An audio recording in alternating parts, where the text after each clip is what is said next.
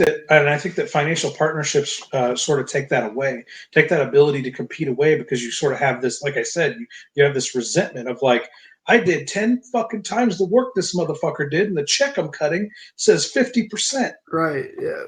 Where's the fucking, and so you end up I was up at 8 o'clock every morning, and he slept until 1. But I have horror stories about my partnership with in fiction, to the point that the label that I created, I've got my art pen, my digital pen in my hand, because I was going to draw sharks today, and we've just been sharks.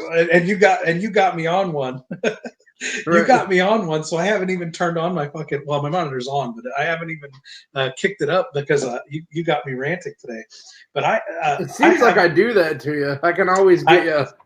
I have this my story of the one and only time I've ever tried to go into a business partnership ended so fucking poorly that the cocksucker that would sit around on his little phone and play on Plenty of Fish and talk to fucking girls while I formatted all the fucking books, while I fielded all the fucking emails with book submissions, while I did all the graphic design, contacted all the fucking artists, haggled all the fucking financial deals, controlled the fucking bank account, wrote all the fucking checks, set up all the fucking conventions, handled all the hotel fucking info to get us there, and made sure we had a fucking car to drive us to every fucking convention we went to.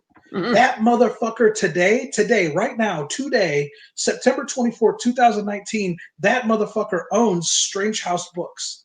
No. The name of my fucking publishing house that I fucking created, that has my motherfucking name in it, my brand, that motherfucker owns it today. That's how bad I got fucked in my one and only attempt at a financial partnership. I mean, it drives it to this day, obviously, because of what I just said, it still drives me crazy, but only when I think of it. I don't let it bother me. I don't let it. And you still don't drink, huh? I don't let it. Well, because I just put all that into my, I put all that back into my art. Back into work. Yeah. It's like that fucking douchebag. The best he'll ever do in life is own something I created. Right. Yeah. What I can do, I can make any fucking thing. Yeah. I can create brands out of my fucking ass all day long. I've created a fucking movie brand, a fiction brand, and a comic book brand that all are interwoven together and all make sense together as one big Strangeville brand. Yeah. Good fucking luck to that cocksucker for ever being able to make anything original in his fucking life. So I get fired up about it when I talk about it. He's probably watching this right now with a notepad. Like always. I used to say, when we were like actively fighting on social media when we first split, I would say that he was a fucking Kevin Strange clone, and that his biggest aspiration was to fucking skin me alive and wear my skin and be me, because he was show up somewhere as you. He's like, oh, I'm Kevin Strange. I mean, it goes back so far as I fucking put this guy has a cameo in one of my movies from back in the day, and it's Dead Shit. He's got a cameo in Dead Shit, which was my zombie comedy that I made in 2007. Fast forward to 2019, September 24th, 2019, that fucking idiot is still trying to make a zombie comedy film. He's never been able to fucking do it. For more than 10 fucking years, 12 years, that dude has been riding my coattails trying to make a zombie comedy movie and still hasn't managed to pull it off and do it. That's how much that dude's been riding my fucking nuts. And it was a terrible, disastrous fucking idea for me to make when you go, seems like it would be a fucking nightmare to try to manage making a movie. As a young man, though, it was I lived it. I loved it. Every one of those challenges. You see how fired up I am as a sickly 40-year-old. as a strong, fit 25-year-old. I was ready to take on the fucking world, and there were no challenges in film, in the creation of indie no budget film, because everything is a fucking nightmare. That's everything. What I would imagine, especially with the no budget part. Like nobody, most people aren't going to take it as serious as you. You know, your actors aren't going to show up. Your special effects are going to look like shit. Your camera work is going to be shoddy. Your editing is going to be done on a fucking PC. Right. All these things come into play to hinder your creative vision up here. Never looks anything like it does in the final product.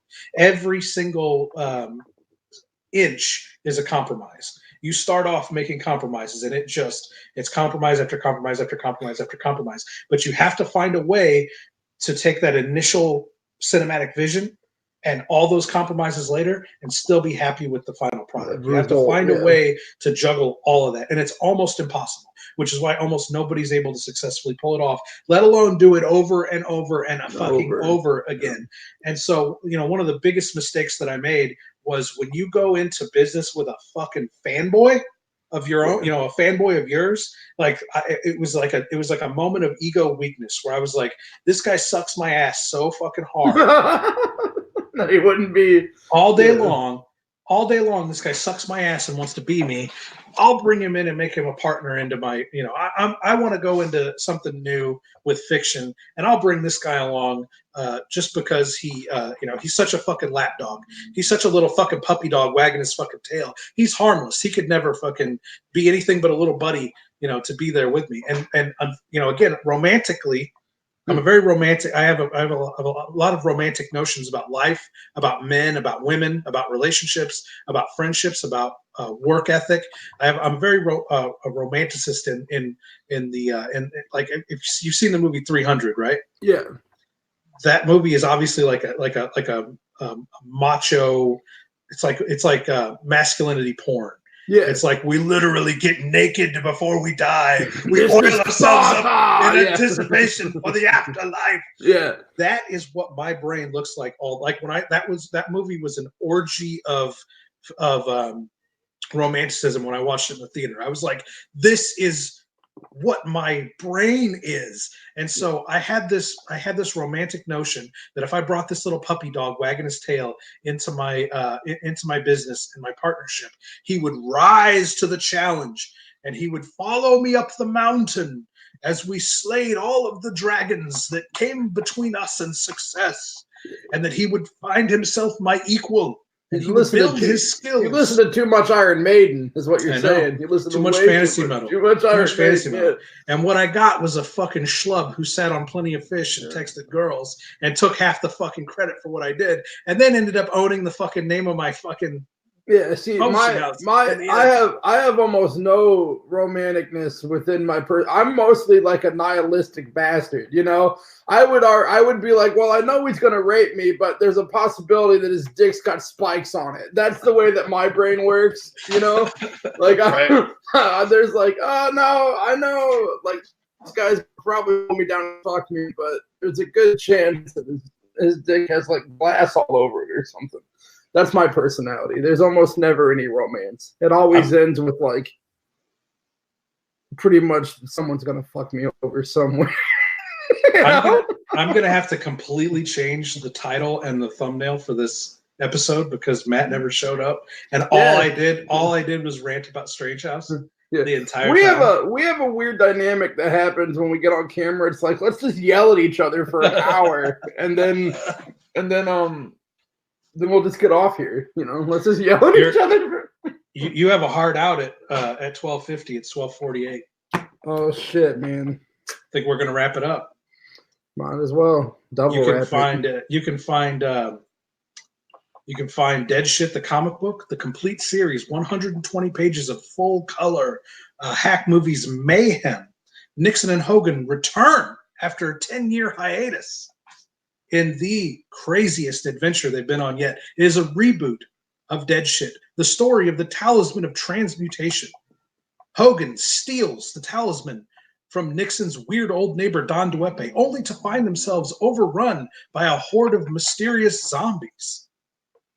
It turns out Don Dueppe has unleashed these zombies on Nixon and Hogan, and now they must not only fight their way through the horde of the undead, but they must defeat this cranky old wizard in the process. Will Nixon and Hogan survive?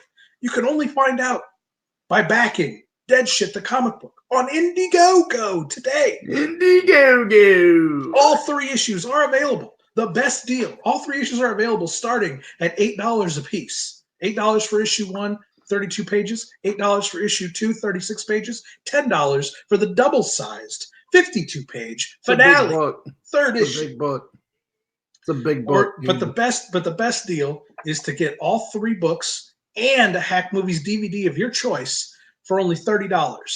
And we haven't even hit our initial goal yet. So you got to get in there. You got to jump in at that $30 level. If we had 10 fans today jump in at the $30 level, and you can find the link down below in this YouTube video, click on that Indiegogo link. Only 10 fans at the $30 level would blast us past our funding goal and allow us to pay for all of the postage to send you guys this amazing revival of the Strangeville universe. Brad, you got to go, buddy. I do, and I have a comic book, and it's coming soon. I swear. So pretty soon we're going to be pushing that. We're going to be pushing that Stinkhouse Studios. We're going to be pushing Life with Riggs. Yep, the Legend of Lumpgore will be my first one. So, all right, brother. It was nice to scream at you. Yep, we'll be doing it. A different hat than that. That's the same hat tomorrow. We'll be doing it again. Right on, dude. Peace. Dude.